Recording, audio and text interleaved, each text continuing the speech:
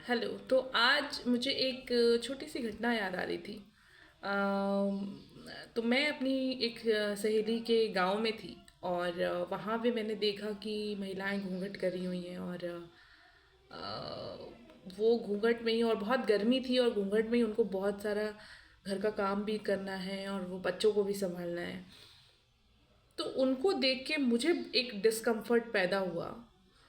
और जब मैं वापसी में, उस समय तो मैंने कुछ नहीं कहा, वापसी में जब मैं लौट रही थी तो जिनके साथ मैं यात्रा कर रही थी मैंने उनसे कहा, क्योंकि वो मेरे जानने वाले थे थोड़े क्लोज के। तो मैंने उनसे कहा कि महिलाएं घूंघट क्यों डालती हैं, मेरे को तो ये समझ नहीं आता।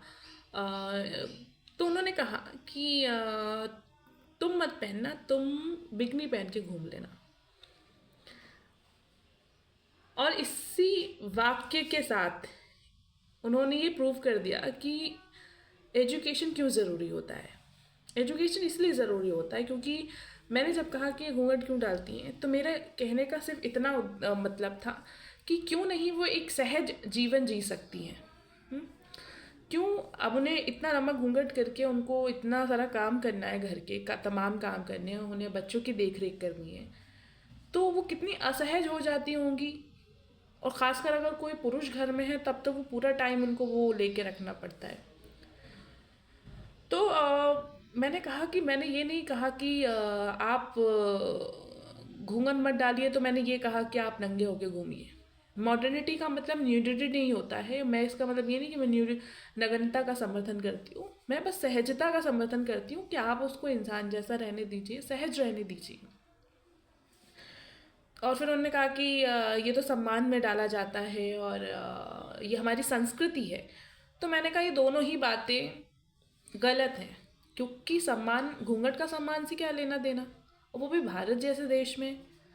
क्योंकि मैं मानती हूँ, और जो भी समझदार है, आप ज़रा भी अगर आप थोड़े भी समझदार होंगे तो आप जानते होंगे कि सम्मान आँखों में होता है।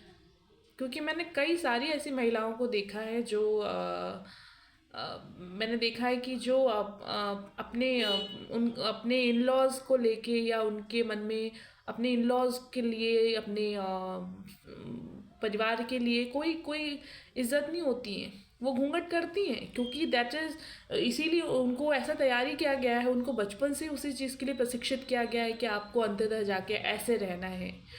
तो वो ऊपर से तो पूरी तैयारी कर लेती हैं, लेकिन कभी भी वो मन में अपने इन लॉज के लिए इज्जत नहीं ला पाती हैं। कम से कम मेरे देखे जिन लोगों को मैंने देखा ऐसा करते हुए, वो तो कभी मैंने नहीं देखा कि वो अपने इन लॉज की बहुत तारीफ कर रही हैं। तो मैंने कहा सम्मान का तो कोई लेना देना नहीं इस बात से। संस्कृति, फिर आपने बोला संस्कृति का तो और लेना देना नहीं हो सकता। क्योंकि अगर संस्कृति होती भारत की, जैसे भारत की एक संस्कृति है कि अतिथि देवो भव, तो ये जो अतिथि देवो भव वाली बात है, ये पूरे भारत में समान रूप से चलती है। आप पश्चिम में चले जाइए, आप दक्षिण में चले जाइए, आप उत्तर पूर्व भारत में चले जाइए, आप उत्तर पश्चिमी भारत के क्षेत्रों में चले जाइए, आप वहाँ पे आपको सब जगह ये बात कॉमन मिलेगी कि हम अतिथियों का सम्मान करते हैं, उनका स्वागत, और उनको ईश्वर मानते हैं। ऐसी बहुत सारी बातें हो सकती है, ऐसे बहुत सारे कल्चर है हमारे। लेकिन अगर घूंघट की स्पेसिफिकली बात करें तो मैं, let me clarify you this that नहीं, घूंघट भारत का कल्चर नहीं है। उसका दो कारण मैं आपको बता सकती हूँ। पहला तो ये देश बहुत गर्म देश है ना, यहाँ धूप बहुत ज़्यादा पड़ती है।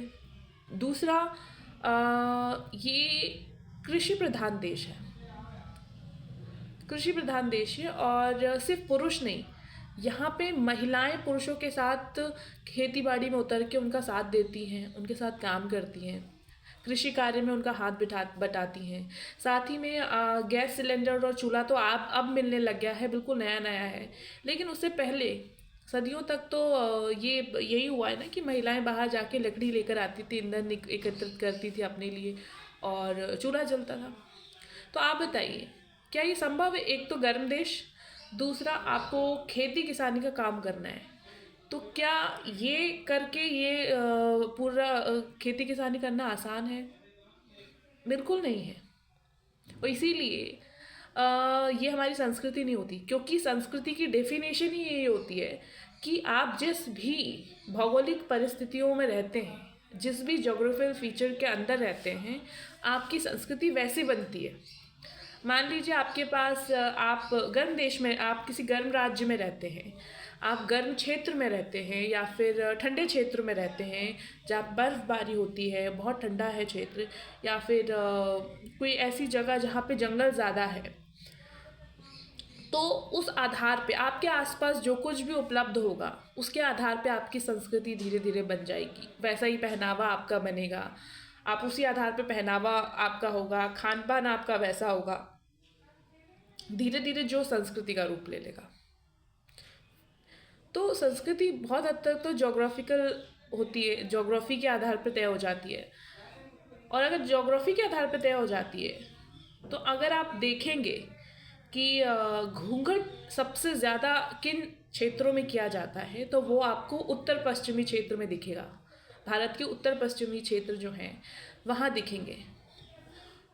और इसका कारण है हमारा इतिहास। और इतिहास में आप पढ़ेंगे तो जो मुस्लिम आक्रांता थे वो उत्तर पश्चिमी क्षेत्रों से ही आए थे, मिडिल ईस्ट से, और वहाँ आके बस गए। और अपने साथ ये मुस्लिम आक्रांता लाए थे पर्दा प्रथा। पर्दा प्रथा मुस्लिम लोगों, मुस्लिम समुदाय की है, भारत की नहीं है। हाँ, अब आपको पता है कि भारत में हम जल्दी से किसी भी कल्चर को अडॉप्ट कर लेते हैं।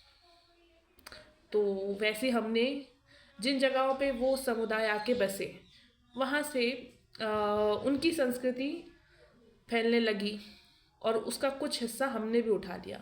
और उस हिस्से में घूंघट प्रथा भी एक संस्कृति का रूप निकल के आई, जिसको हमने दूसरे समुदायों से उठाया और अपना मान लिया। आज के लोग सोचते हैं कि ये तो हमारी संस्कृति है।